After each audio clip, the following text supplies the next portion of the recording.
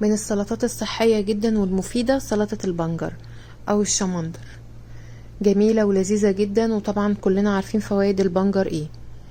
المكونات سهلة وبسيطة، واللي موجود زي ما قلتلك دايما اي سلطة اللي موجودة عندك في البيت.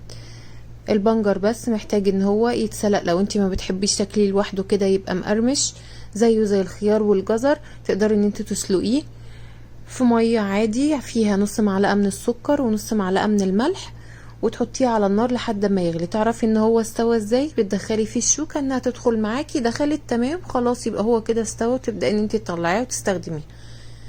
سلطة سهلة جدا ومختلفة وتغيير. لو اول مرة تشوفينا ياريت تشتركي في قناتي وتفعلي الجرس عشان يوصلك كل جديد، ولو عجبك فيديوهاتنا سيبلنا كومنت وقولنا انت بتشوفينا منين.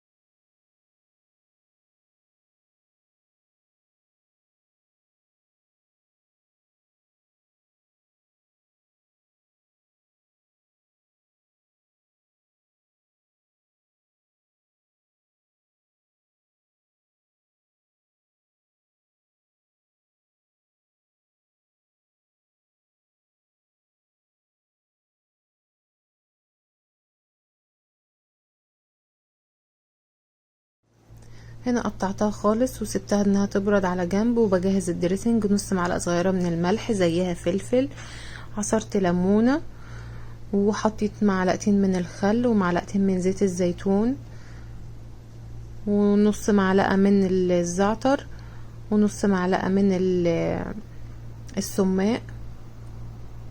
قلبتهم كلهم مع بعض، وحطيت عليهم دبس رمان، بيخلي السلطة طعمها جميل قوي الصراحة، وفيها مزازة كده يعني جميلة قوي.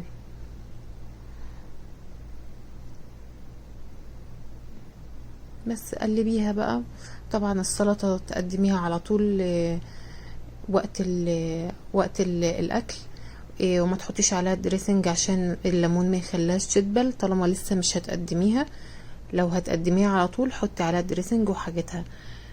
قبل كده ما تحطيش حاجة عليها عشان الليمون والخل بيخلي الخضار يدبل لو قعد شوية من غير ما تتقدم. وبالهنا والشفا.